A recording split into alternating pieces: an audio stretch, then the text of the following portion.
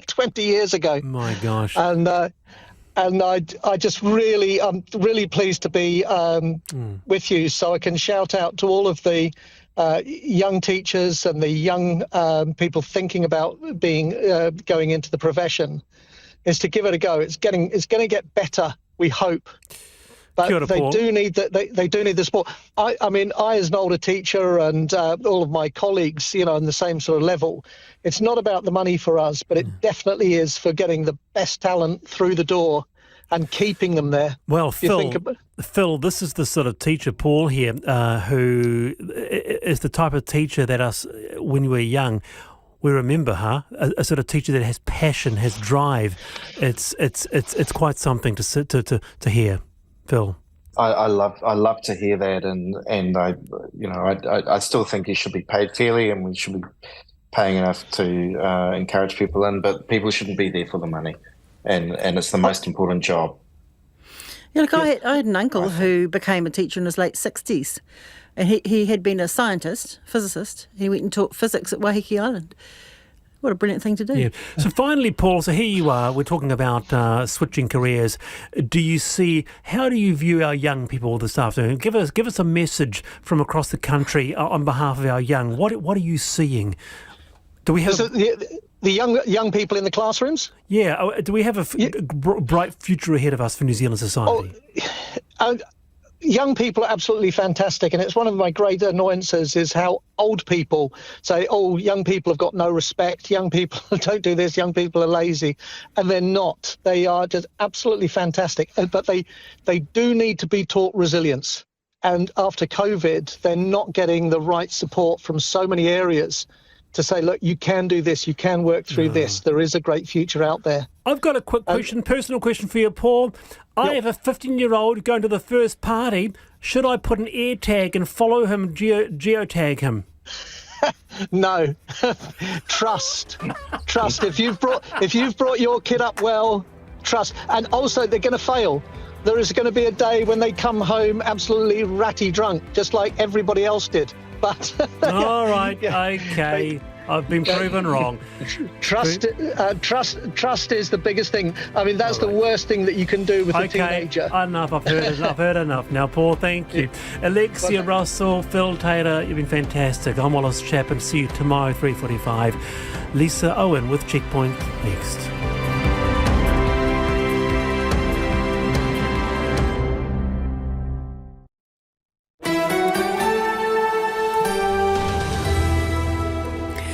Te whakarongo mai koe ki te reo irarangi o Aotearoa. This is Checkpoint on RNZ National. I'm Lisa Owen. Haere ake nei, the government's having to raid the piggy bank to boost teachers' pay by 14.5%. So what's dropped off the to-do list? Hell on earth. A report details the extreme abuse and torture suffered by children in the care of the Catholic Church. A report into RNZ finds no evidence of pro-Russia propaganda, but details editorial failings and reputational damage, and it makes 22 recommendations. The board chair is live. And taxiing for takeoff, Air New Zealand's plan to trial low-emission freight aircraft. They just need 2 airports and potentially a very long extension cord. We'll have the details. You can watch us on the RNZ website and Freeview Channel 50. RNZ News at 5 o'clock. Good afternoon. I'm Anna Thomas. RNZ says it accepts all recommendations from the panel that investigated several instances of inappropriate editing of online RNZ stories. The independent review found one digital journalist was responsible, but problems with newsroom structure, editorial systems and culture also contributed. Here's our political editor, Jane Patterson. The RNZ board ordered the review after it became apparent there'd been several edits to online wire copy, many related to the war in Ukraine. The panel found no one else was involved and the journalist genuinely believed he was acting appropriately. It says, however, there were several cases of inappropriate editing, constituting a serious breach of trust, damaging RNZ's reputation and causing significant distress to other staff. The review also says comments from Chief Executive Paul Thompson about pro-Kremlin garbage were unhelpful helpful, as that gave the impression at a very early stage of deliberate actions rather than a failure of journalistic decision-making or practice. Recommendations include bringing digital journalists into the news division immediately, making sure editorial policies are clear, accessible and enforced, and that news is properly resourced. Hundreds of North Island households don't have power following strong winds today. Powerco says crews will continue to work into the evening to restore power, but some homes may not have power overnight. As of 3 o'clock, 492 customers were without power. Most of those affected are in the Taranaki and Whanganui regions. Powerco says extra crews already on standby were mobilised to help. More than 2,500 customers have been impacted by outages in the past 24 hours. Meanwhile, motorists are being warned to prepare for possible delays around Kaikoura, with waves up to 4 metres expected to hit the coast. Secondary teachers will decide next week whether to accept a 14.5% pay rise over 2 years. The government today offered the increase, which was recommended by an independent arbitration panel. Our education correspondent John Gerritsen reports.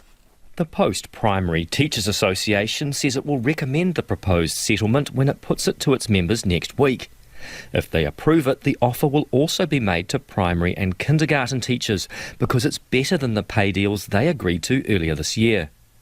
The government says the total cost of the deal will be $680 million more than it had budgeted for. It says more than half of that money will come from savings in the Education Ministry, underused school staffing and the deferral of 2 school building projects. The government has proposed changes to the Retirement Villages Act for the first time in 20 years. Associate Housing Minister Barbara Edmonds says change is vital as the population ages and the retirement village sector grows. Among the proposals are changes to maintenance and repair requirements and new standards for occupation rights agreements. As a government, we want everybody to have a place to call home, and so retirement villages have around 48,000 people who live in them. So it's really important that we look at updating the legislation, and I'm really open to seeing what the submissions come back with. Barbara Edmonds says the discussion document is open for consultation until November the 20th. Catholic bishops say the abuse at Maryland's school and Hebron Trust in Christchurch should never have happened. The interim report into the St John of God Catholic Order was released today as part of the Royal Commission's inquiry into abuse in state and faith-based institutions in Aotearoa. The report found more than 1 in 5 boys who attended Maryland's, run by the order, reported abuse, which happened over 30 years between 1955 and 1984. The school was described as a place of sexual, physical and spiritual violence. Archbishop Paul Martin says the church must continue to confront the difficult truths of the past. To sport, and the Silver Ferns expect a highly charged stadium atmosphere in their World Cup clash against host South Africa in Cape Town early tomorrow morning. A win will guarantee New Zealand a place in the semi-finals, but a loss would leave them in a precarious position with a tough encounter with Jamaica still to come. Coach Dame Nolene Taurua says South Africa, who must win to stay in the semi-final hunt, will be tough in front of their home crowd. One thing that we learnt when we're here in January, it's not only South Africa, it's the people who are sitting in the stands. I'm not too sure who scares me the most. So it's going to be vocal out there. So it's all on. The match is at 4 o'clock tomorrow morning. New Zealand swimmers have won a silver and a bronze medal on day 2 of the Paris Swimming World Champs in Manchester. Whangare's Cameron Leslie was second in the S4 100-metre freestyle, while Auckland's Tupou Nui Ufi was third in the S8 100-metre backstroke. The Breakers have signed American Parker Jackson Cartwright for the upcoming ANBL basketball season. Named most valuable player in the German Bundesliga competition, the 28-year-old guard has most recently been playing in Turkey. He breaks the stereotypical mould of American players the club has previously signed, being the smallest import in the club's history at 5'9". And Olympic singles sculls champion Emma Twigg will head a 32-strong New Zealand rowing team for next month's World Champs in Belgrade. And that's the news.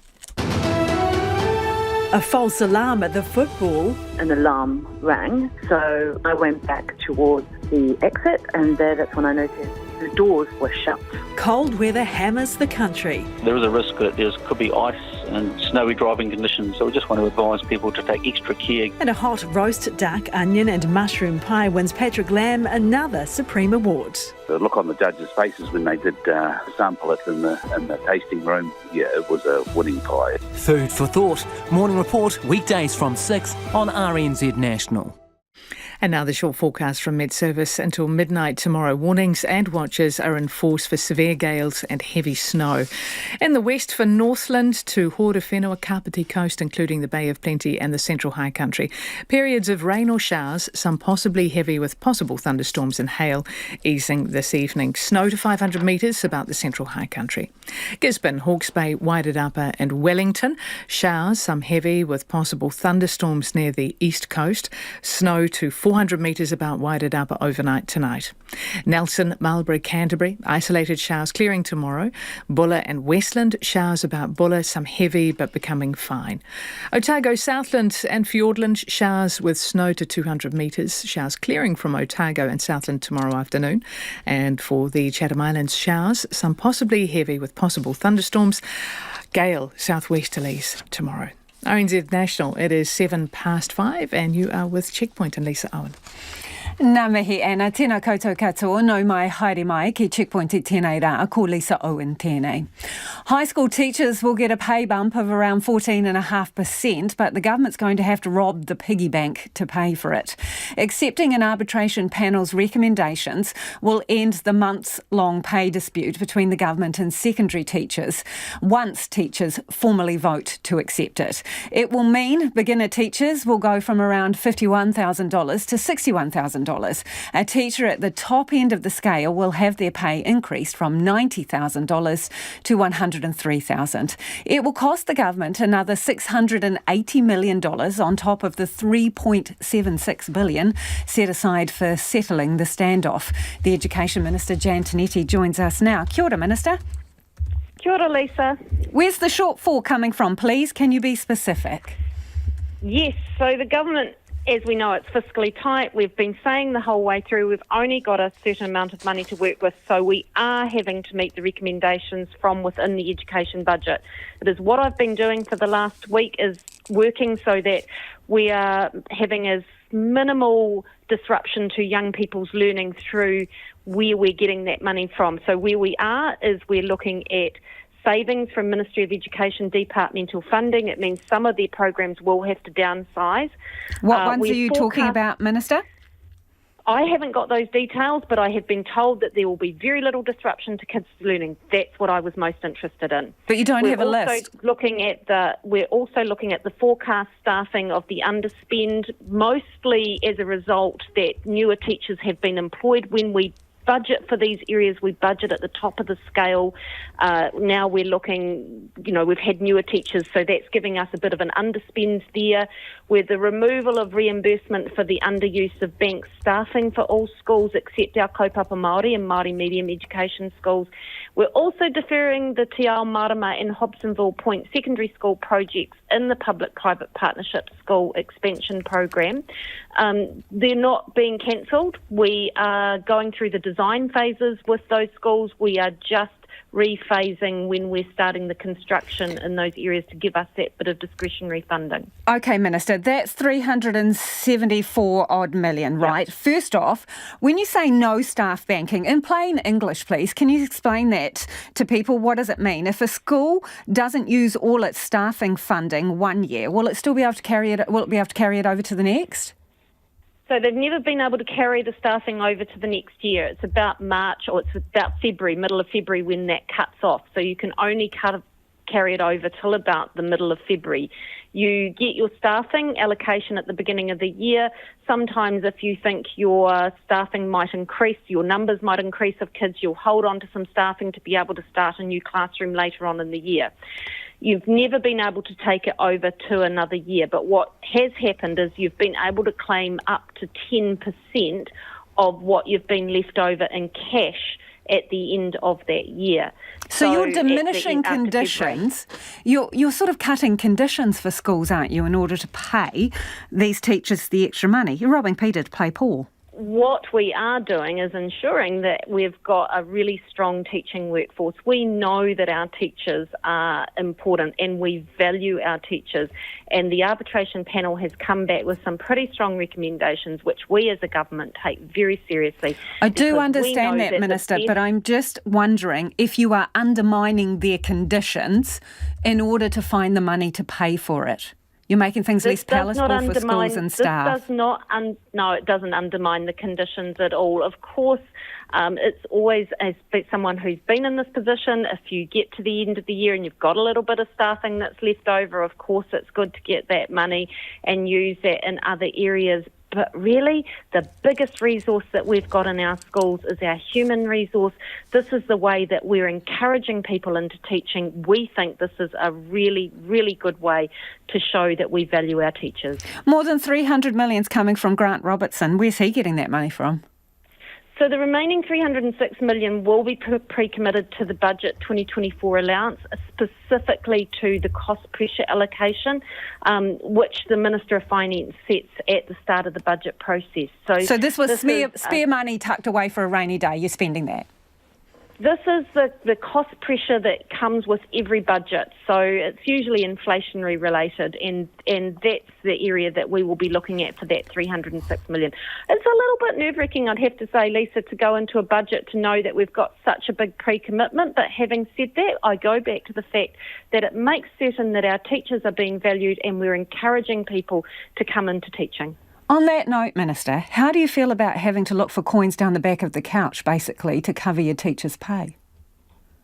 Look, it is a really tough time. It's tough fiscally, but, that's why it's been such a protracted process that we've been through. And we've bargained in really, really good faith, and the Ministry, and both the Ministry and the Union have bargained in really good faith, and we just weren't making that progress. So the arbitration panel has given us that way forward. But we've always said that there would have to be compromises that were being made if we were to go there, and that's what's happening now. What kind of precedent do you reckon it sets? Because the arbitration panel looked closely at the cost of living and said that rising cost of living had effectively diminished people's buying power and their wages. What about other employees who are paid by the state? Can they expect the same level of equalising in terms of a pay rise? I can't speak for other areas because bargaining is certainly something that's individual to the different sectors. But what I can say is that the other parts of the arbitration panel's recommendations suggested better ways going forward around bargaining. And I think that's the most exciting part about this, is that if we're looking at inflation, if we're looking at those terms, we shouldn't just be coming to the processes and having the processes that we've had over the last year, that maybe there's better ways of doing this. And we've already signalled that to the unions, and the unions have said they're up for those discussions and excited to have those discussions. So looking forward to that process going forward. Minister, can you guarantee that classrooms will still get the same upkeep, that things aren't going to get run down because you're pinching money from somewhere else?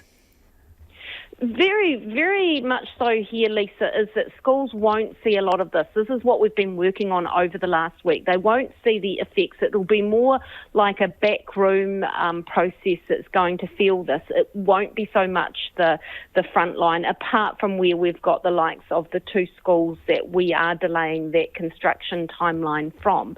But schools, most schools, the majority of schools in this country will not see much of a difference here. It won't really impact on the kids, and that's what I've been working on really hard over this last week. Thank you for your time, Minister. That is the Education Minister, Jan Tinetti. It is 5:15. Kia amo tonu mai. Do stay with us. You're listening to Checkpoint on RNZ. Hell on earth in a place of depravity and sexual, physical and spiritual violence. That is the damning description of life at Maryland's School and a related community centre in Christchurch between 1955 and 1984, run by the Catholic St John of God Order. The boys with learning disabilities were subjected to abuse from numerous brothers of the order, including by the notorious Bernard McGrath, who was convicted of more than 100 offences both here and in Australia. Andrew McRae reports.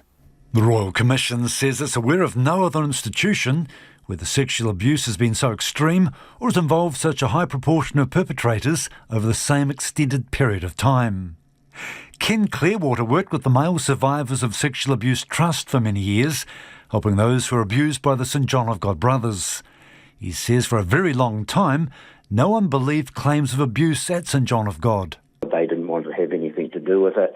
When I first contacted them, they said the guy I was working with was just after the money, and he knew nothing about the money. So that was the response we got. It's not known exactly how many boys were abused while in the care of St John of God, but of the 537 who attended Maryland School over a nearly 30-year period, about 118 reported abuse.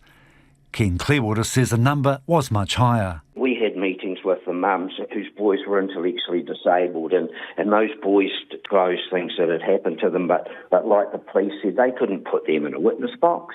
They just would have got chewed up and spat out. He says the response over the years from both the St John of God Order and the Catholic Church has been appalling. Apologies to me are just shallow, and they're sorry they got caught. They're not sorry for what happened to the guys we worked with. Hans Frauler spent 3 years staying with the St John of God run Hebron Trust, headed by the notorious Bernard McGrath. The abuse started at the age of 15. It changed the course of my life. You know, there's trust issues. You become quite the recluse, I guess, where you trust nobody, and you feel that you have to do everything by yourself because your parents aren't there for a start. There's everybody that you sort of put your trust in has let you down. Eddie Marriott spent 10 years at Maryland's residential school and is now the oldest survivor. He was there from the age of 5 and the abuse started at 6. He says no one believed he was being abused. They would have believed and I wasn't. And one big thing came out of that school was that we learned to believe it was whatever happened at school stayed at school. Because if you told anyone, more times than not, they found out about it and you got punished. Hans Frauler says reading the 300-plus page report is vindication for survivors, but long overdue. My hope is that it fires up someone in Parliament to sort of get to the stage where they can or where they're able to look at the system and find out where they went wrong. It's really seen as a stepping stone in the right direction for, to be able to stop this abuse. The Catholic Church says the abhorrent abuse at Maryland School and Hebron Trust should never have happened. Archbishop Paul Martin says the Church must continue to confront the difficult truths of the past. He says the report highlights the failure to ensure safety and manage redress adequately. And Checkpoint did request an interview with Archbishop Paul Martin, but he declined to speak with us. The leader of the Gloria Vale Christian community has been charged with sexual offending against girls over a period of more than 20 years. Overseeing shepherd Howard Temple appeared at the Greymouth District Court today, where he did not attempt to keep his name a secret. He's pleaded not guilty to a multitude of charges of indecent assault and doing an indecent act. Neva Chittick has more from Greymouth. Howard Temple appeared here late this morning with one other member of the Gloria Vale community. He attempted to run from media when he was approaching the court building. Once in the courtroom, he sat quietly in the dock, only speaking to thank the judge. He's charged with 14 counts of indecent assault and 13 counts of an indecent act. 10 claimants, young girls, brought the charges. They alleged the offending happened when they were aged between 9 and 20, across a period spanning more than 20 years, from 1997 until 2022. Howard Temple has pleaded not guilty to all charges and has elected a judge-alone trial. The 83-year-old has been remanded on bail until his next court appearance in Greymouth District Court in October. And that was Neva Chittick reporting from Greymouth. It is 5:20 and you're with Checkpoint on RNZ National.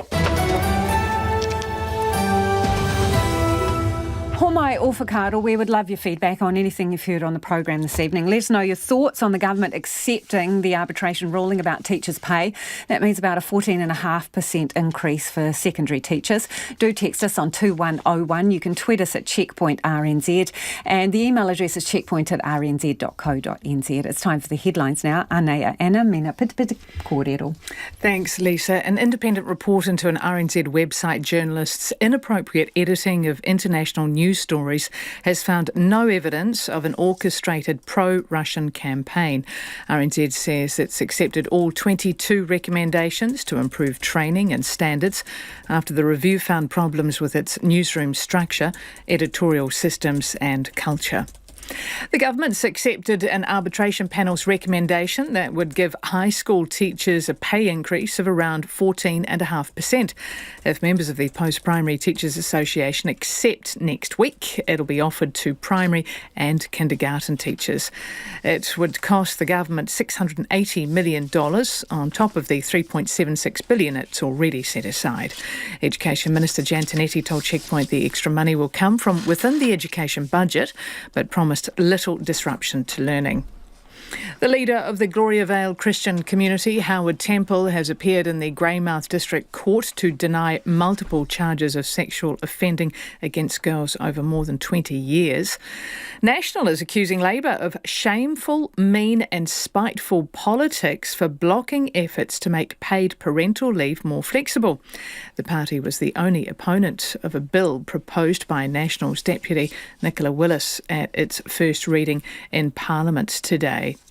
And after accidentally severing contact with the Voyager 2 spacecraft, the American Space Agency NASA has received a carrier signal. It confirms Voyager 2 is still broadcasting and in good health, billions of kilometres from the Earth. Those are the headlines, and just traffic for the State Highway 8 Lake Tekapo to Twizel area due to snow and heavy vehicle recovery at various points between Lake Tekapo and Twizel. State Highway 8 is now closed. There you go. Lisa. Thank you, Anna. The Silver Ferns will be in action twice tomorrow as they meet hosts South Africa and Jamaica at the Netball World Cup. Rocked by the loss of Grace Nweke, New Zealand has maintained a perfect record in Cape Town, with wider squad members stepping into the star shooters' shoes. Jonty Dying joins us now. Jonty, big day for the Ferns tomorrow. Kia ora, Lisa. Yes, it's a very big day for our Silver Ferns. Easily the biggest test of the tournament so far. So first up, it's 4 a.m, so an early start for those diehard fans, and that will be against South Africa. Now, it's always a bit of a daunting prospect going against the host nation. Funny things can happen when you've got a stadium full of screaming fans behind you. Norway, of course, can attest to that fact. Now, these New Zealand and South Africa, they've met 6 times in previous World Cups. New Zealand winning all but one, and that sole loss coming back in 1995. So South Africa will be firm underdogs, but this is do or die for them. They lose, they miss out on the semi-finals, so they will be very motivated, Lisa. It, of course, won't get any easier for the Ferns or the fans, because at 9 p.m. New Zealand time, we play Jamaica, so supporters going back-to-back, maybe starting to battle a bit. Jamaica are also unbeaten in the tournament, so someone's O is going to have to go. The Jamaicans do have a slightly better goal differential than the Ferns, courtesy of some pretty big wins. And, of course, this match should indicate who Dame Nolene Taurua will play as her first choice shooting pair, of course, in the wake of Wiki's injury, which you mentioned, Lisa. It leaves the likes of Maya Wilson and Tapaya Selby-Rickett needing to step up inside that circle. Wilson, of course, she put in an MVP performance against the Welsh. She nailed all 49 of her shots, so she's likely going to be the front runner to partner Captain Amithiran Ekenasio. And tell us about our Paralympic swimmer making the podium, swimmers making the podium in Manchester. That's right, yes, 2 of our swimmers with podium finishes on day 2 of the Para Championships in Manchester. So Cameron Leslie of Whangarei, he won silver in the 100 metre freestyle, finishing behind Israeli swimmer. He broke a world record in a time of 1 minute 18.94 seconds to win that. So pretty impressive. Cameron said while he was happy with his own swim, he knows he's got a pretty big fight in his hands with his Israeli rival after that performance. He was right in the hunt over the first 50, but he just couldn't keep up on the final stretch, and said it actually felt like a piano had fallen on him over that last 25. So he was putting in the big ones, Lisa. Also bringing home a medal was Tupai Neafi. She brought home bronze in the 100-metre backstroke. Again, a world record holder finishing ahead of her. So these swimmers are in pretty elite company. She was, again, in a tight battle for second, but, was just pipped by swimmers from Great Britain and Italy. She was super stoked, as you said, with her result, and she has her eyes on the bigger picture, which, of course, is the Paralympic Games in 2024. Thank you, John T. That's our sports reporter, John T. Dine. An independent report has found no evidence of an orchestrated pro-Russia campaign behind the inappropriate editing of international news stories by an RNZ web journalist. But it concludes the reporter breached editorial standards in RNZ's international news contract, and the organisation created the conditions that allowed that to happen. The report authors included media lawyer William Akel and lawyer and former broadcaster Linda Clark. They found no evidence of malicious intent on the part of the journalist, but do conclude his actions constituted a gross breach of trust and damaged RNZ's reputation. The report makes 22 recommendations, and they include changing RNZ's editorial structure so its digital news team is integrated into its broader news division without unnecessary delay to ensure consistent editorial control, creating a senior role to oversee editorial performance and encourage a culture of editorial integrity, increased editorial training, and it also suggests that there be a formal review of staffing levels, budget and workload of its digital news team. The external review was commissioned after allegations that international news stories were being doctored to contain propaganda. Well, joining us now is RNZ Board Chair Jim Mather. Kia ora, Jim. Kia ora, Lisa. In your mind, what are the main failings here? Well, before I go to the failings, I just want to say that the board welcomes the report, the recommendations, and we're going to move very quickly to implement each and every one of them. The main failings are the fact that we have not integrated our digital news into the news division, and that we have not fulfilled our responsibility to provide the required level of training and support to part of our organisation. Who is responsible for that? Well, ultimately, the board takes responsibility for everything that happens in the organisation. At an operational level, the chief executive has responsibility at that point, and so that's a matter that will have to be covered with the chief executive. And what conversations have you had with him? We've had several ongoing conversations about this issue right from the outset, and one of the key points has been, and I've emphasised this throughout, is that we wanted to be totally transparent in the way the review was done. We were going to leave no stone unturned, and we were going to be prepared to accept the findings, implement them, and make RNZ a much stronger organisation. The chief executive is arguably criticised in the report for his actions in the aftermath and referring to pro-Kremlin garbage. The report finds that they were unhelpful comments and probably further undermined confidence in RNZ. Your thoughts on that, Jim? We understand why the review panel took that position. I was also criticised for my very robust response, and it was in terms of anything that impacts the trust factor associated with RNZ is something that I, the chief executive, and the board take extremely seriously. So whilst we understand that criticism, the context was that it was a situation whereby there was a sense of erosion of public confidence. The board responded very quickly with the appointment of the review panel, and we can understand why the chief executive responded very strongly in his own way. Does RNZ's senior leadership retain your confidence? The chief executive retains my confidence, and the chief executive's ability to corral the executive team to actually effect these changes retain our confidence. Do you think they retain the confidence of the public? I can't comment on that, Lisa. Well, what are your concerns there, Jim? Concerns about what, Lisa? Confidence in this organisation and the people who are leading it. I've got full confidence in the organisation and the people leading it. I'm just referring back to your question about what the public's views may be. I can't possibly comment on that. Jim, in order for this organisation to be successful, the public have to have confidence in the product that it produces. So, do you think that RNZ retains the confidence of the public, or there is some patching of the relationship that is required?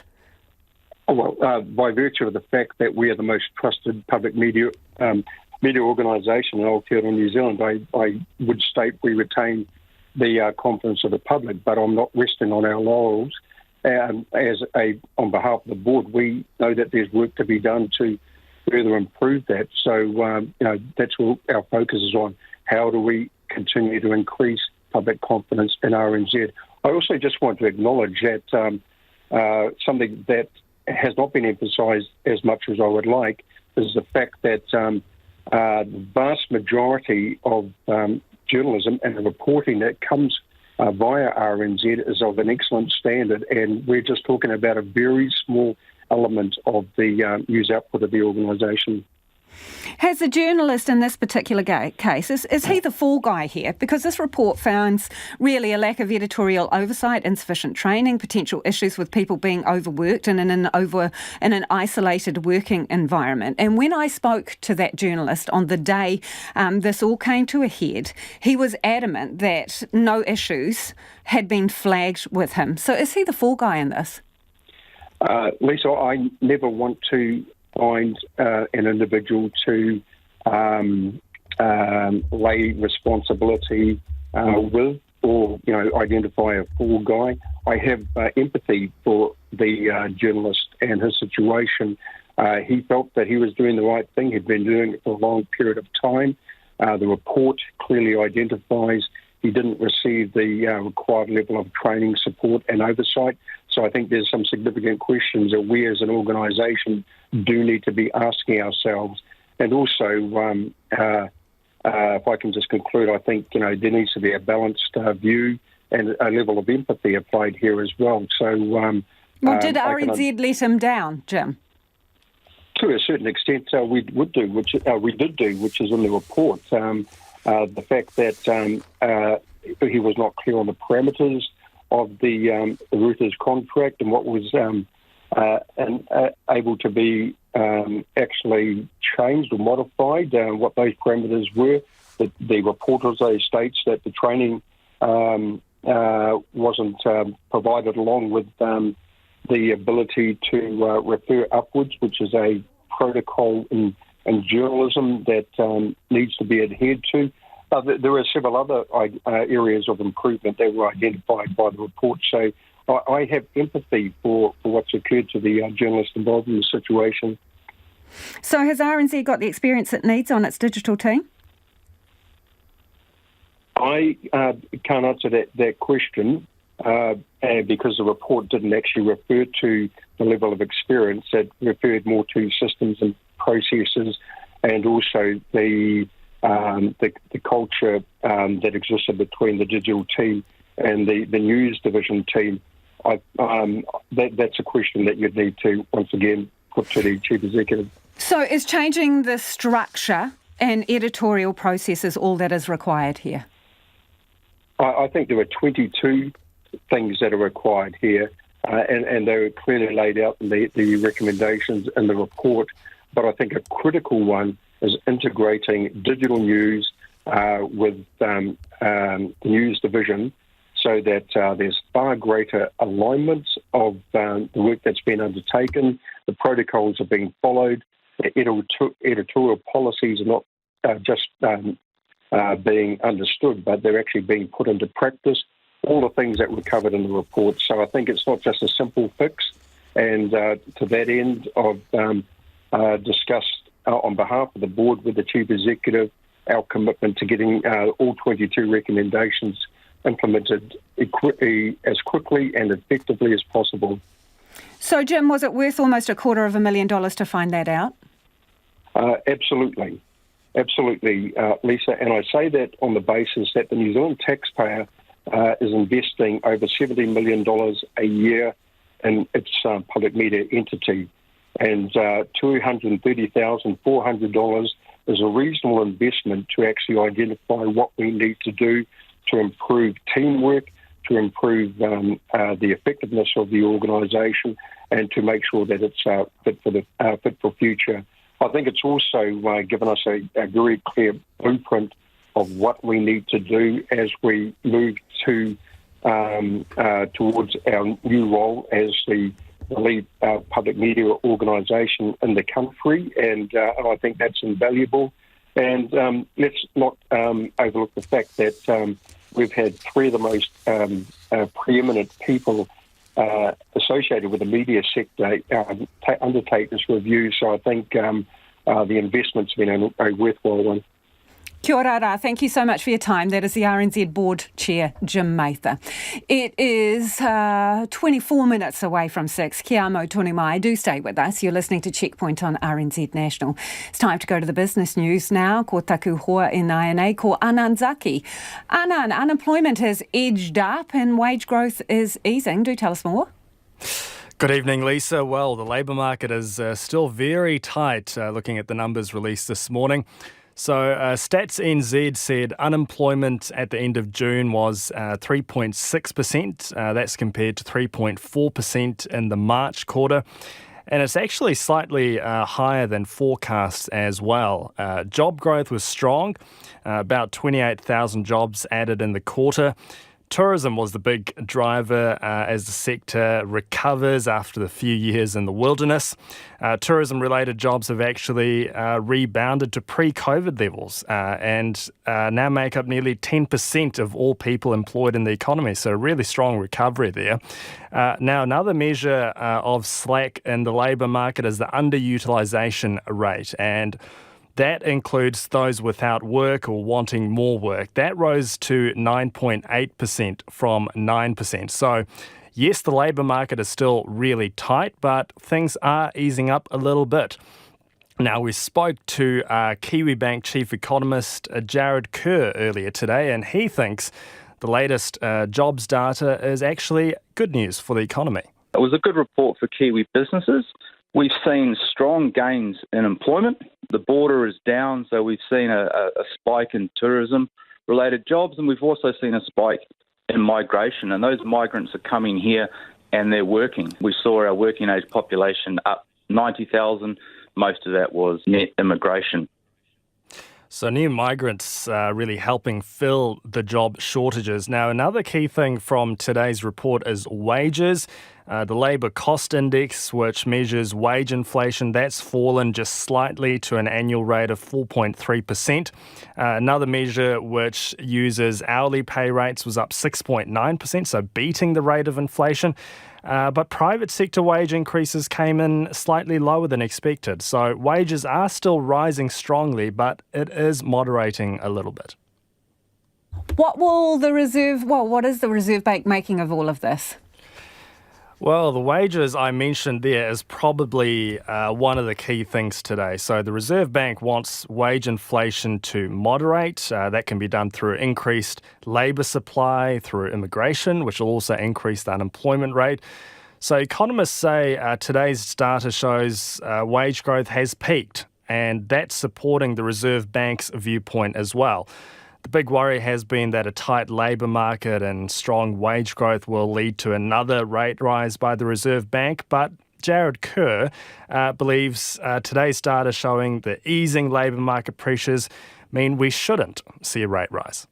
There are enough signs in today's report, which is a lagging indicator. The labour market really sort of turns about 9-10 months after the economy turns, and the economy has already turned and looks like it's going to be weaker over the next 6 months. So with unemployment likely to rise further and wage increases slowing and overall inflation slowing, Jared Kerr reckons that's it for rate hikes, and we could actually see a rate cut early next year, which I'm sure will please many households. Can you give us a bit of a rundown on the markets, please? Yes, another negative day for the local top 50 index. That's falling 19 points or 0.15% to 11,962. Kiwi dollar is a bit softer, trading at 61.1 US cents and 92.7 Australian. Thank you, Anand. Ka kite. Anand Zaki there with business news. National is accusing Labour of mean and spiteful politics after it blocked an attempt to make paid parental leave more flexible. A bill proposed by National's deputy, Nicola Willis, would have allowed parents to share the leave entitlement, but it failed to pass its first reading, with Labour arguing it isn't the right approach. Here's our political reporter, Katie Scotcher. National's Nicola Willis standing in the House to make the case for changes to paid parental leave. I call on Nicola Willis. Oh, happy day. Her members' bill would give parents more flexibility over the leave, allowing them to take it at the same time, one after the other, or in overlapping instalments. Nicola Willis implored MPs to pass the legislation through its first hurdle at Parliament. I hope that all political parties will support this bill. But that hope soon faded. It quickly became clear Labour would block the legislation, with its MPs unconvincingly arguing in opposition. Personally, I'd like to see after the election, I'd like to see the government of the day look into this issue. This is a bill that we looked at really carefully, and it does raise important issues which I think this House should take into account. This bill, as mentioned, it has the best of intentions. I even agree with its goal to allow parents to spend more time with their children. Labour was the only party to oppose the bill, prompting accusations of mean and spiteful politics. This is not a political bill at all. This is a common sense bill that Nicola has thought deeply about how it improves the lives of families and parents. Ms Willis called for Labour to hang its head in shame. I don't know whether this is petty politics from Labour, but what they seem to be articulating in Parliament today was that it was their preference that those who give birth to people should stay at home for longer. And I find that that is a sentiment that belongs in the 1950s. Explaining his party's opposition, Prime Minister Chris Hipkins said he didn't think the bill was the right approach. It simply reallocates the existing paid parental leave entitlement, which potentially just detracts from the purpose of that paid parental leave entitlement and the extension of it. But it appears there could be more to it. Chris Hipkins has signalled Labour will be proposing its own changes to paid parental leave in the not-too-distant future. It is 17 minutes away from 6 and you're with Checkpoint on RNZ National. Homai o whakaaro, do keep your feedback coming. We're interested in your thoughts on anything you've heard on the program this evening. 2101 on text or tweet us at Checkpoint RNZ, and the email address is checkpoint@rnz.co.nz. Anea Anna, mena pita pita kōrero. Here's Anna with the news. Kia ora, Lisa. RNZ is accepting all 22 recommendations from the independent panel that investigated inappropriate editing of some online news stories. The review found one digital journalist was responsible, but problems with newsroom structure, editorial systems and culture contributed. RNZ Board Chair Jim Mather told Checkpoint he believed RNZ still had the confidence of the public and would act quickly on the review's findings. The Crown's psychiatric witness in the Lauren Dickerson murder trial, Eric Monasterio, has conceded that postpartum depression could have been a factor in the deaths of her 3 young daughters. Mrs Dickerson denies murdering the girls at their Timaru home in September 2021 and is on trial at the High Court in Christchurch. Christchurch City Councillor Aaron Kewen has been ordered to apologise after making disparaging posts about his colleagues and council staff on Facebook. An independent report found Councillor Kewen seriously breached the code of conduct. Pope Francis arrives in Portugal tonight for celebrations to mark World Youth Day, a Vatican-endorsed international festival. The 5-day event is overshadowed by a recent official report detailing the Portuguese clergy's sexual abuse of nearly 5,000 children over 70 years. And a third case of criminal charges has been laid against former US President Donald Trump. A grand jury has indicted him in connection with his efforts to overturn the 2020 presidential election result. Those are the headlines, Lisa. Thank you, Anna. And speaking of President Trump, former President Donald Trump has now been indicted for efforts to overturn the 2020 election leading up to the attack on the US Capitol. Prosecutors say Trump exploited the violence and the chaos at the Capitol that day. He's been charged with conspiracy to defraud the United States and conspiracy to obstruct an official proceeding, among other charges. CNN's Chris Wen has more. More problems for Donald Trump. A grand jury indicting the former president on 4 counts, including conspiracy to defraud the U.S. and to obstruct an official proceeding in the special counsel investigation into efforts to overturn the 2020 election leading up to the January 6 Capitol riot. We're going to walk down Pennsylvania Avenue and we're going to the Capitol. We're going to try and give them the kind of pride and boldness that they need to take back our country. The former president lashing out on Truth Social, claiming special counsel Jack Smith is interfering with the 2024 presidential election. This is harassment. This is election interference. The attack on our nation's capital on January 6th, 2021 was an unprecedented assault on the seat of American democracy. As described in the indictment, it was fueled by lies. For months, special prosecutors brought witnesses in front of a grand jury, several of whom appeared under subpoena, ranging from low-level aides to former Vice President Mike Pence as they built their case. In this case, my office will seek a speedy trial so that our evidence can be tested in court and judged by a jury of citizens. In the meantime, I must emphasize that the indictment is only an allegation and that the defendant must be presumed innocent until proven guilty beyond a reasonable doubt in a court of law. And the BBC's Nomia Iqbal has more. The Department of Justice believes that it has built a strong case to show that the former president of the US tried to subvert the election results of 2020, that he essentially tried to overturn democracy. You mentioned there one of the charges, conspiracy to defraud the United States, conspiracy to obstruct an official proceeding, obstruction of an attempt to obstruct an official proceeding, and conspiracy against rights. This is the most serious indictment so far that Donald Trump faces. Is arguably one of the most serious indictments that a Department of Justice has ever brought against a former president, in terms of what they have laid out in the indictment against him. Having said that, despite the seriousness of it, the Department of Justice does have a challenge in a sense, because it has to prove criminal intent. It has to prove that Donald Trump knowingly did what they allege that he did, try to subvert the election results, and that he knew that he lost the election. So, as I say, whilst it's the most serious one, it might prove to be one of the more trickiest cases for the Department of Justice to prove, but they do believe that they have a watertight case against the former president. And it's 12 minutes to 6. Kia mau tonu mai. Do stay with us. You're listening to Checkpoint on RNZ National. A charity that's been supporting sexual abuse survivors in Northland and Auckland for nearly 30 years is fighting for survival. Help Auckland is calling for urgent support to keep their personal safety courses afloat in order to combat Aotearoa's staggering rates of childhood sexual abuse, with 1 in 5 young people reporting a sexual assault at least once in their lifetime. Reporter Louise Tanuth and camera operator Marika Bazi have the story. I've got some stickers here, so what I'm going to do with these stickers is I'm going to put these stickers on different parts of my body that's okay for someone else to touch, because it feels okay by me. Help Auckland's We Can Keep Safe program in action this morning at the Rumpus Room Daycare in Point Chevalier. Every Tuesday for 5 weeks, parents and their 3 to 5-year-olds gather here to learn about body ownership, simple touching rules, how to say stop, and tell an adult if something happens. All of that has to be done in a way that's age appropriate. I thought I'd bring a special friend of mine along to meet you.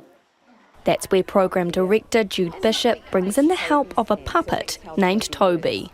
Yep, ready for action. Oh, whoa, look at all these cool kids, Jude. Are these the really cool ones you told me about? Yeah, they are. Whoa, hope they'd like to be my friends. Moira Jackson is a retired paediatric clinical psychologist and teacher, but today she's here in her other role as grandmother to Quinn. She says the program is life-changing. My own children had this kind of support 40 odd years ago, and I've been astounded that it's not in schools nationwide, because it should be. It's absolutely brilliant. That's echoed by a full turnout today. If you're touched in a way that gives you a no feeling, what you say in a good strong voice again? Stop it, I don't like it. Oh, yeah. And if they don't want to listen, you can go away and tell a teacher or another grown-up. Head teacher at the Rumpus Room, Kalpana Prasad, says since they first ran the program in 2021, there's been huge demand, with all parents signing up to take part this time. It's such a tender age for the children, and then it's just something that really leaves an impression for a very long term in their lives. But despite its success for nearly 30 years, the program created by psychologists now faces an uncertain future. It costs about $100,000 a year to run, with most of that coming from ACC since 2015. But since July this year, that's no longer the case. Fundraising manager Sarah McKenzie says it'll be difficult to find the funding as parents and preschools aren't in a position to foot the bill. But what we're finding is that I think there's like between 250 and 280 early childhood education centres in Aotearoa have closed over the last 2 years. So we're seeing that they're not in a position to be funding this program. The cost of living is obviously exceptionally high. Parents have been stung quite a lot, I think, with the costs as well of daycare and if they're wanting to get back into work, especially for single parent households. She says they've got funding to last the next few months, but after that they'll have to make a decision on whether they can keep going. A decision many are hoping it won't come to. This is fundamental to the kitty of skills that every child needs in its formative life. And I get really emotional about it because children are not getting it. They're not getting it. And then people like me have to sit in a therapy room trying to unscramble. It will be devastating if this course can't run anymore. We would like it to be continuing for as long as possible, and especially because there's so much need for it. There will be communities who will be easily able to afford it, but we need to have it accessible to people who actually can't afford. I'm going to come and see you another day. Bye for now. In a statement, ACC says it continues to invest in child sexual abuse prevention and is currently funding 5 community-led initiatives that are developing meaningful and localised approaches to prevent child sexual abuse. And if you were listening to that story on radio, the video version will be on our web page. It's a pilot, but not the kind Air New Zealand is used to. The national carrier is looking to trial low-emissions aircraft to move freight starting in 2026. And it's looking for 2 airports to be part of the start-up cargo service that will use electric, hybrid or hydrogen fuel-celled planes. As Air New Zealand's Chief Sustainability Officer, Kiri Hannafin, explains, it is the first step to decarbonising their regional fleet. So we're weighing up between 4 planes. 2 of them are electric, one's hybrid and one's hydrogen. So we're not sure which one of those planes we'll be bringing into New Zealand yet. We'll decide later on this year and announce it next year. But what we want, and it will be obviously a plane that doesn't use fossil fuels to fly, which is how we are going to, or part of how we're going to decarbonise our business. So what we're wanting to sort of test is how that's going to work in New Zealand, whether we've got the right, or what sort of infrastructure we need, how we're going to maintain it, how we're going to fly it, how we're going to train our pilots, what we're going to carry on it. So it's just kind of the sort of first part of the process of, changing some of our fleet out to lower emissions aircraft. Now, you need 2 airports in order to do this for the trial. What roles Correct. will they play? Well, one's the home base, the home airport, where the plane will live at night and get maintained and kind of looked after. So that's home port. And then the other airport will be where it flies to and from. And what will it be carrying? Cargo. So this one's going to be a cargo plane.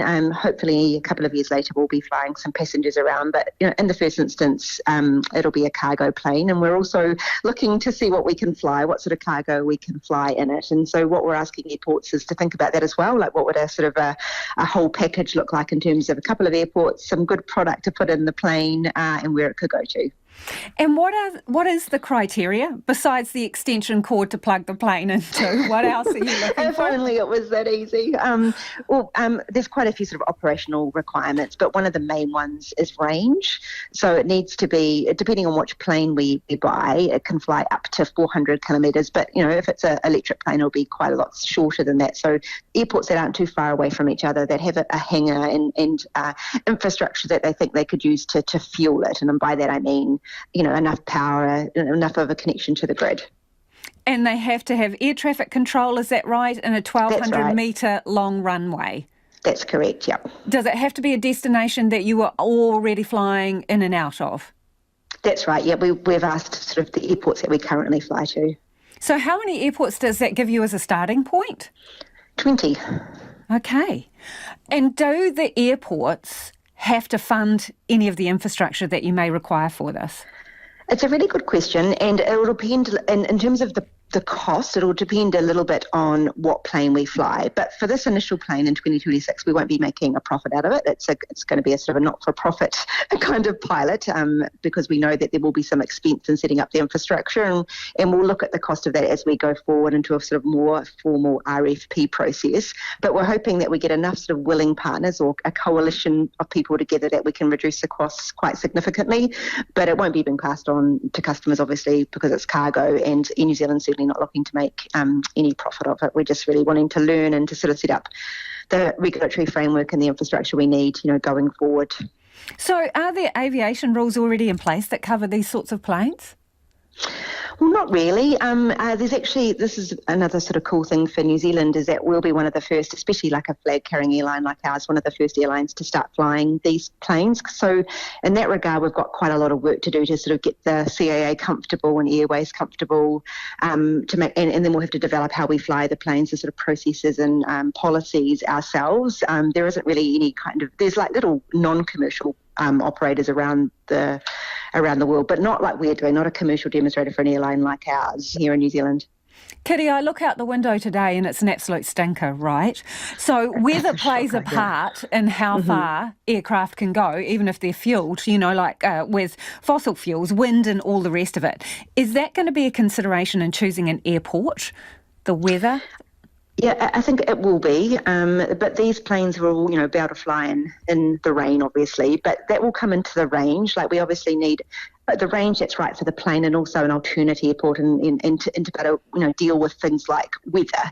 So that's all part of our kind of safety, our operationalising the safety requirements up that plane. But things like weather, whether there's a lot of fog in that airport, that will also be part of how we weigh up the final decision.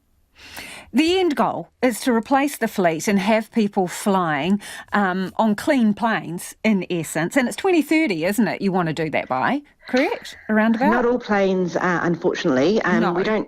There's no technology at the moment that we can see that will help us with our big jet planes, but we certainly think that the technology is on the right trajectory to help us replace our Q300s, which are one of our turboprop planes, and we're going to be replacing those in the 2030s. And that's what we're working really hard to ensure, that one, there's a plane that will be able to do that globally somewhere, but also because we're flying these little demonstrators in the next 3 or 4 years, that we've got the right infrastructure and systems, and the airports are ready here in New Zealand to take on that kind of the more frequent flying and more fleet.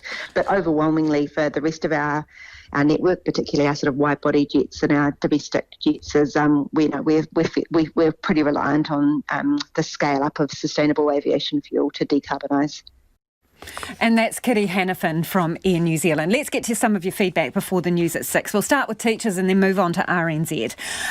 This listener says, teacher pay increases benefit us all. Another says, the question has to be asked why the government insists that all teachers across the board must be paid the same. There's a few in that vein. In this one here, on our interview with Jan Tinetti, a polling interview, she hasn't said where they're getting the money from. The ministry's budgets and programs have already been slashed to the bare bones. On the RNZ independent report into the editing of online copy. This person says, my condolences to the hard-working team. Something has been lost that will now be very difficult to reclaim. I find my 35-year loyalty has been broken and I am looking elsewhere for my news media. Ruth says, are you compensating the young journalist? And this person says, the CEO of RNZ has certainly lost my confidence. He should resign for allowing this to happen under his clearly inadequate stewardship. The buck isn't stopping anywhere. And another person says, fair outcome, I still trust you. RNZ News at 6 o'clock. Good evening, I'm Anna Thomas. RNZ's Chair Jim Mather says he maintains confidence in the broadcaster's chief executive after a report highlighted problems with the newsroom structure, editorial systems and culture. An independent investigation was launched in June after an RNZ web reporter was found to have edited wire copy to make it more sympathetic to Russian viewpoints. The panel has found the individual was acting alone, but that the organisation facilitated conditions which allowed his actions. Mr Mather has told Checkpoint RNZ will take on board all 22 recommendations. The Chief Executive retains my confidence and the Chief Executive's ability to corral the executive team to actually effect these changes, retain our confidence. A key recommendation is to bring digital journalists into the news division immediately. The Post-Primary Teachers Association says it will recommend its members accept the 14.5% pay rise offered by the government today. An arbitration panel recommended the deal earlier this week. If the union's members agree to the offer, it will also be made to primary and kindergarten teachers because it provides bigger increases to the teacher pay scale than the deals they agreed to earlier this year. The government says the total cost of the deal will be $680 million, more than what it had budgeted for. If accepted, the pay increase will be delivered in 3 instalments and will increase to the top of the teacher pay scale to just over $103,000 by the end of next year. Catholic bishops say the abuse at Maryland School and Hebron Trust in Christchurch should never have happened. The interim report into the St John of God Catholic Order was released today as part of the Royal Commission's inquiry into abuse in state and faith-based institutions in Aotearoa. Our reporter Lucy Sear has more. Archbishop Paul Martin, who'd given evidence on behalf of the Diocese of Christchurch during the hearings in February last year, says the abhorrent abuse shouldn't have happened. He says the Church must continue to confront the difficult truths of the past. Archbishop Martin says the report highlights the failure to ensure safety and manage redress adequately. He says the Catholic Church began putting formal procedures in place to respond to abuse in the 1990s. Te Pukenga is heading for another big deficit this year. The Institute's leaders told the Education and Workforce Select Committee student and workplace trainee numbers are lower than expected. Our education correspondent John Gerritsen reports. In a sometimes tetchy appearance, Te Pukenga's leaders tried to avoid revealing the Institute's forecast deficit for this year, suggesting the hearing was about last year's performance. Eventually, they said the most recent forecast was a deficit of more than $100 million, but it would revise that figure because it was $35 million ahead of target. Delays in finding exactly how much money various business units made or lost last year also irritated some committee members. The Institute confirmed that only its work-based learning division and 2 polytechnics made surpluses. Operators of retirement villages say the government's proposed law changes are a positive step for the industry. The changes include changes to maintenance and repair requirements, shopping fees after a unit is vacated, and new standards for occupation rights agreements. The proposal is open for consultation until November the 20th and will be the first update to the Retirement Villages Act since it was introduced in 2003. Retirement Villages Association Director John Collins says most operators have already picked up some of the reforms voluntarily. Mr Collins says other proposals, such as changes to the complaints and dispute system, will be up for discussion. The Crown psychiatric witness in the Lauren Dickerson murder trial concedes postpartum depression could have been a factor. Mrs Dickerson has pleaded not guilty to murdering her 3 young daughters in 2021, with her defence arguing insanity and infanticide. Forensic psychiatrist Eric Monasterio faced cross-examination today in the High Court at Christchurch by the defence. Lawyer Anne Tui asked him whether it was possible Mrs Dickerson was suffering postpartum depression at the time of the killings. Given that you can't be sure it ever remitted, it's possible, isn't it, that Mrs Dickerson's major depressive disorder had a postpartum component on the 16th of September? Oh, it's possible, yes. Dr Monasterio believes there is no evidence of an insanity or infanticide defence. Criminal charges have been laid against Donald Trump in a third case. A grand jury has indicted Mr Trump in connection with his efforts to overturn the 2020 presidential election result. He was charged on 4 counts, including conspiring to defraud the United States and conspiring against the rights of citizens. The BBC's Sean Dilley reports. He's the first president to be charged with a federal crime. But if previous cases are anything to go by, Donald Trump's third indictment is only likely to boost his popularity with Republican voters. The charges he faces, though, are serious. The 45-page indictment accuses the former president of knowingly spreading false claims about election fraud to trick and persuade states into helping him overturn the election results. Donald Trump responded by posting a campaign statement on his social media network Truth Social, likening his prosecution to lawless persecution in Nazi Germany. And that's the news. After 1 p.m. on Afternoons with Jesse Mulligan, it's a silent and effective killer and by far the most dangerous impact of climate change. Heat kills more people than drought or wildfires, and it's only going to get worse, says Jeff Goodall. He's been writing about climate change for more than a decade, and as many parts of the world swelter with record-breaking heat, he talks to me about the risks we face as our planet gets hotter and hotter and what we need to do to cool off this deadly trend. He joins me on Afternoons from 1 p.m. here on RNZ National. And now the short forecast from Met Service until midnight tomorrow. Warnings and watches are enforced for severe gales and heavy snow. So in the west from Northland to Horowhenua, Kapiti Coast, including Bay of Plenty in the Central High Country. Periods of rain or showers, some possibly heavy, and thunderstorms and hail possible easing this evening. Snow to 500 metres about the Central High Country. Gisborne, Hawke's Bay, Wairarapa and Wellington, showers, some heavy thunderstorms near the east coast. Snow to 400 metres about Wairarapa overnight tonight. Nelson, Marlborough, Canterbury, isolated showers clearing tomorrow. Buller and Westland, showers about Buller, some heavy but becoming fine. Otago, Southland and Fiordland, showers with snow to 200 metres, but those showers clearing from Otago and Southland tomorrow afternoon.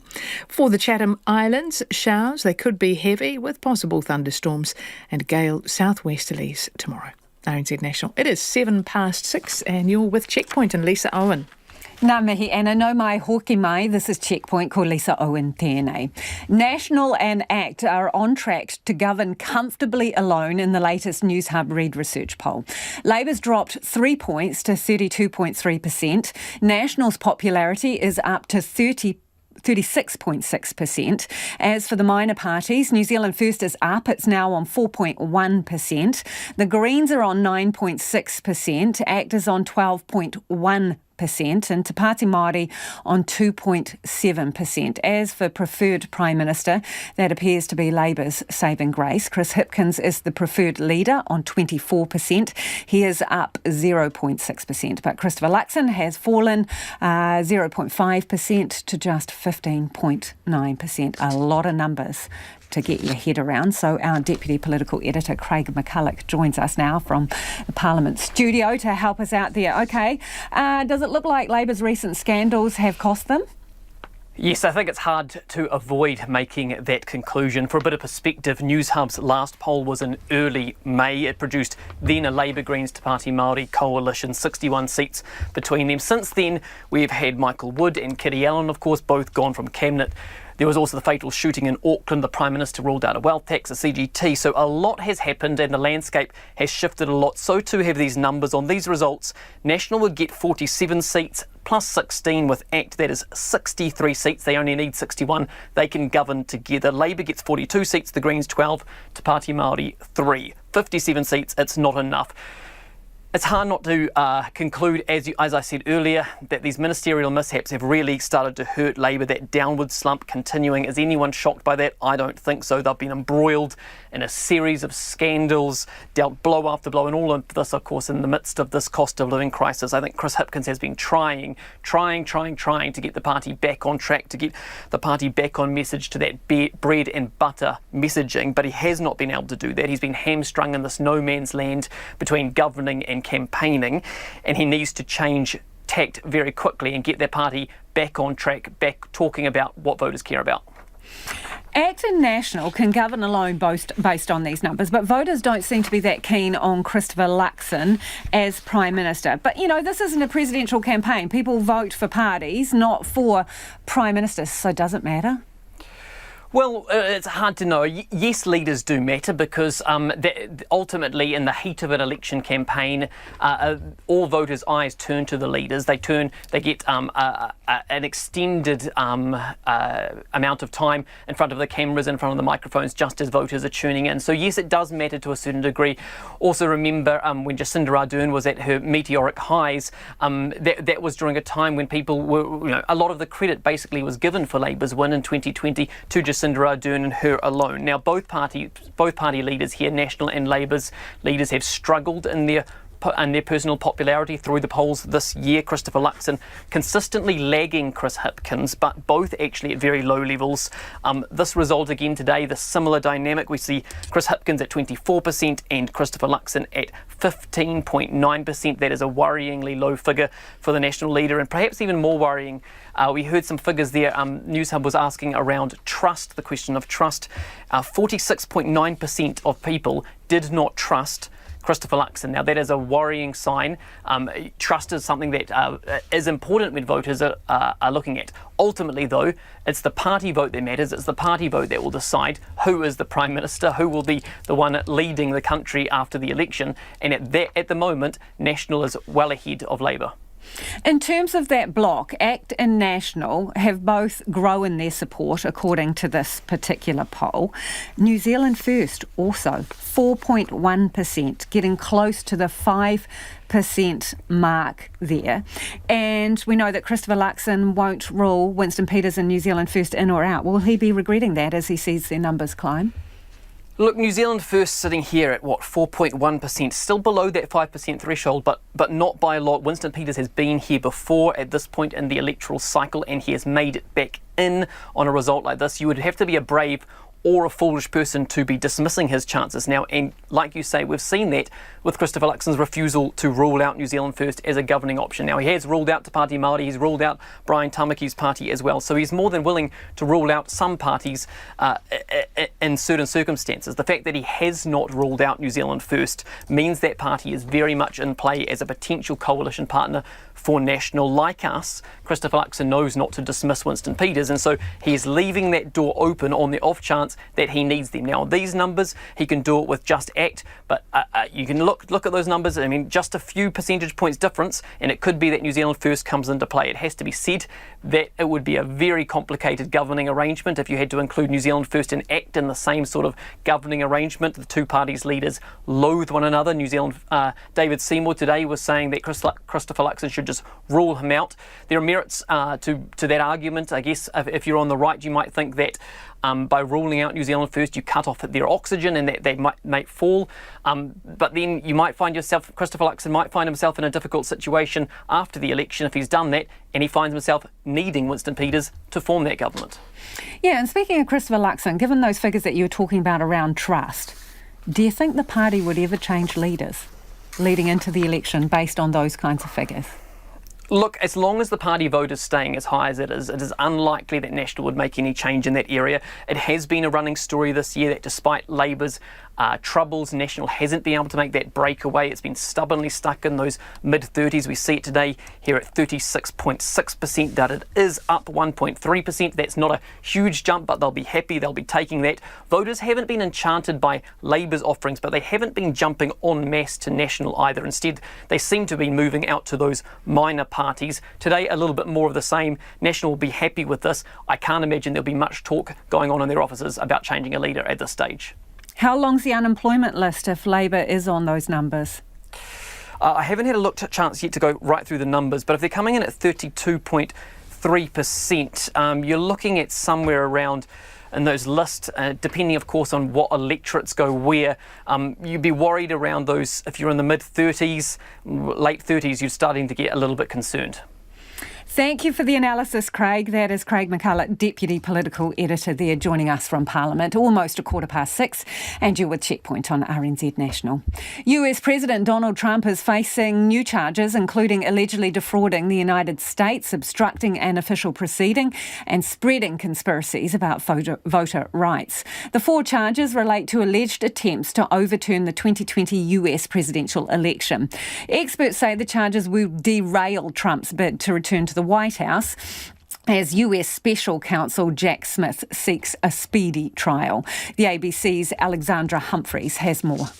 Today, an indictment was unsealed, charging Donald J. Trump with conspiring to defraud the United States, conspiring to disenfranchise voters, and conspiring and attempting to obstruct an official proceeding. As US Special Counsel Jack Smith outlined the latest charges facing Donald Trump, he urged Americans to read the 45-page grand jury indictment. The attack on our nation's capital on January 6, 2021, was an unprecedented assault on the seat of American democracy. As described in the indictment, it was fueled by lies. Lies by the defendant targeted at obstructing a bedrock function of the U.S. government, the nation's process of collecting, counting, and certifying the results of the presidential election. Bruce Wolpe is from the United States Studies Center. There are 3 major counts in the indictment. The first is to defraud the United States. What that language means is that Trump wanted to perpetrate a fraud as to who won the election. So all of his efforts to overturn the election results in the key swing states, they're documented exhaustively, and that is a main charge against him. Former President Trump is also charged with obstructing an official proceeding, a charge that relates to the deadly attack on the US Capitol building as electoral votes were being counted on January the 6th, and a charge about spreading conspiracies about voter rights. The indictment says that Trump knew he was lying throughout. He knew he lost the election, and they document that. 12 people telling him, you lost the election. And second, on January 6th, as the attack was unfolding, that as late as 6 and 7 p.m. that evening, after the rioters had left the Capitol, he was still making calls to senators saying, change the vote.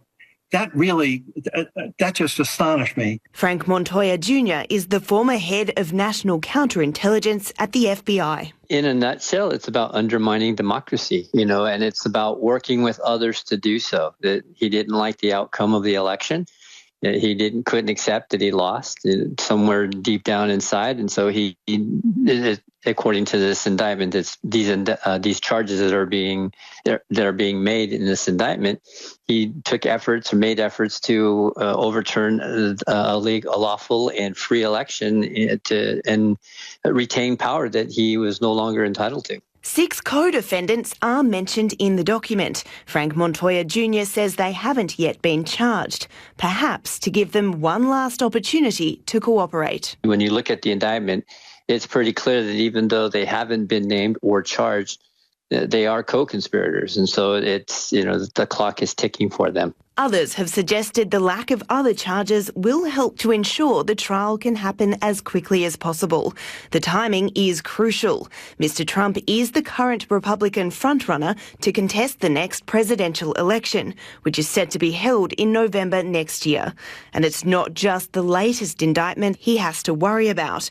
Donald Trump is also facing criminal charges over his handling of classified documents, alleged hush money payment to an adult film star, and possible saw further allegations over a phone call to election officials in the state of Georgia. New York lawyer and former Watergate prosecutor Nick Ackerman expects the trial for the most recent indictment could be over well before that. There's going to be no reason why this case can't go ahead in December or January. And it's probably a 2 or 3 week trial. I mean, it'll be done in time for the next trial that's scheduled to occur in Manhattan. A statement issued by former President Trump's campaign claims the persecution of Trump is reminiscent of Nazi Germany and the former Soviet Union, labelling the case an un-American witch hunt. I just don't see how we can continue a presidential campaign under these circumstances, or how the Republicans would ever want to tie themselves to somebody who's under indictment 4 times for extremely serious charges, who can't even campaign. A conviction will likely mean extensive jail time. These are extremely serious charges, and they carry, a number of years in prison. And we're talking, up to 10 years in prison for these kinds of charges. So he's looking at a very serious indictment. The family of an international student who was killed while working for food delivery giant Uber Eats in Sydney is calling for better protection for workers in the industry. Yukshay Doltani died when his motorbike was hit by a car in the northwestern Sydney suburb of Epping last month. Unions say it's the 12th food delivery rider death on Australian roads since 2017. The ABC's Lydia Feng spoke to the man's family. Akshay Doltani always dreamed big. 6 months ago, the 22-year-old left his home city of Mumbai in India bound for Sydney after receiving a scholarship to complete a master's degree in finance at Macquarie University. His cousin, Pratik Kameth, said Mr Doltani had hoped living abroad would enable him to one day financially support his parents and younger sister back home. He loved his family more than anything. The only reason why he wanted to come abroad was not have a good life for himself, but to provide more amenities for his family back in India. Those dreams have been tragically dashed. Mr Doltani was killed last month when an SUV hit his motorcycle in Epping in Sydney's northwest. He was riding for Uber Eats at the time. The first person who was contacted during the accident was Akshay's father, because he was stated as the first emergency contact. As soon as he got the news about him being in the ICU, he called me at around 1:30 a.m. in the night. Mr Doltani was taken to Royal North Shore Hospital but died hours later. The death was so sudden his friends and family didn't get a chance to see or speak to him in his final moments. Mr Doltani's uncle, Sunil Payani, travelled from Hong Kong to collect the body. So he wanted Akshay go back with us to home, and do all the rituals in our Indian tradition. He said Mr Doltani's parents are struggling to come to terms with the loss. It's very hard for the parents to digest that their only son, is no more. It will take years of, or maybe all life. They cannot forget. We did not think that this will be Akshay's final world. We was thinking that Akshay will be successful in business. The Transport Workers Union says the Indian national's death is the 12th of a food delivery rider in Australia since 2017. The deaths have sparked calls for gig economy workers to have minimum pay and conditions such as sick leave, holiday leave, breaks and workers' compensation. The federal government is currently considering reforms to the gig economy to better protect the approximately 250,000 workers in the industry. The proposed changes would set minimum pay and conditions and give the Fair Work Commission the remit to regulate employee-like workers. The Workplace Relations Minister is Tony Burke. As long as this area of the economy remains regulation-free, there's effectively no minimum rate. Rates can go lower and lower and lower for riders, and there is a direct line between being paid fairly and being able to work in a safe way. In a statement, Uber Eats says it's committed to the safety of delivery workers and had policies in place to enhance road safety.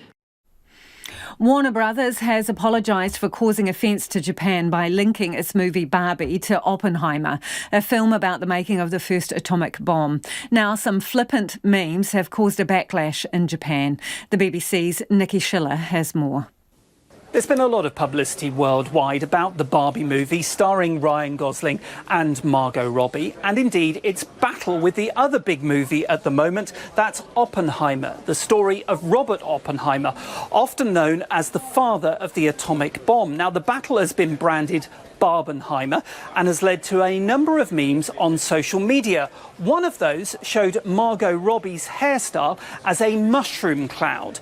Now, the official Barbie account replied to that, posting, "This Ken is a stylist." In another meme, Cillian Murphy is seen carrying Margot Robbie on his shoulders through a burning city. Again, the Barbie account posted, replying to that, "It's going to be a summer to be remembered." Now, that has sparked outrage in Japan. Indeed, hashtag No Barbenheimer is trending. Japan, of course, is the only country to have suffered nuclear attacks. And now the Barbie movie itself is due to be released on the 11th of August. That is just 5 days after the anniversary of the nuclear attacks on Hiroshima back in 1945. Now, Warner Brothers have apologised. They posted a statement on the Barbie Japan account, which has been viewed over 36 million times. It said it was extremely regrettable that the official account of the American headquarters for the movie Barbie reacted to the social media postings of Barbenheimer fans. The clean-up is underway in Beijing after the remnants of Typhoon Doksuri unleashed the heaviest deluge in a decade over parts of northern China.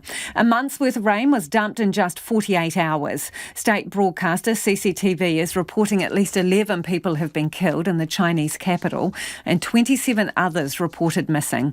9 deaths were also reported elsewhere in China. Here's CNN's Mark Stewart. Violent floodwaters race across China after record-setting rain, destroying roads, flooding streets, and prompting rescues in the aftermath of Typhoon Doksuri. I say, it's the first time in my life that I've seen such a scary flood. I haven't seen this before, and hence it's scary. I've lived so long and I've not seen this before. Near the capital, Beijing, the force so fierce the driver is trapped in their car amid the raging water. A rescue worker drops a line and the driver is hoisted to safety.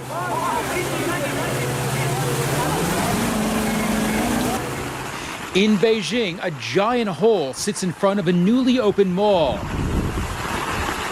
One of the venues from the 2022 Winter Olympic Games is underwater. And a recently built hotel is damaged, according to a state-run media outlet. In some cases, the water is so high it nearly tops the power lines. Riverbanks are hovering close to the street, and where the water has receded, a mess is left behind. The flooding is disrupting everyday life. At a Beijing airport, water is flooding the tarmac. Flights are facing delays. And in some cases, trains are at a standstill. Evacuations are underway in Beijing. Tourist attractions remain closed. As emergency workers do what they can to help, family members are looking for loved ones. A city brought to a standstill as another massive storm lingers in the horizon. The UK could soon be able to launch its own rocket into space from a tiny island north of the Scottish mainland. A husband and wife team bought the land around 15 years ago, and they could be weeks away from securing a spaceport licence. The BBC's Laura Goodwin reports. As you might imagine, getting to the most northern point in the UK is a bit of a mission in itself. First up, a flight from mainland UK. Then onto one ferry, and then onto another ferry, before you reach your final destination. But its remoteness is just one of the reasons Unston Shetland could soon become something of a superhighway. That way. Once part of an RAF radar base, the land was bought by Frank Strang and his wife around 15 years ago. Never in my wildest dreams did I think we would be building a spaceport. It's all about geography, and location. And it's really, we're the most northern tip of the United Kingdom. So when we launch, we're launching overseas. We've got a clear trajectory into the orbits that we're trying to get to. And the airspace itself is very uncongested. So there's very little civilian air traffic flying overhead. So from this location here, we can get the satellites into the orbits they need to be. Also, because of our location, we're 2.5 kilometres away from human houses, for human habitats. So it's a very safe location. This is the first of 3 launch pads, with the site hoping to get their orbital licence in the next few weeks. Eventually, up to 30 rockets could be launched each year, carrying a number of small satellites. And that's attracted interest from companies across the globe.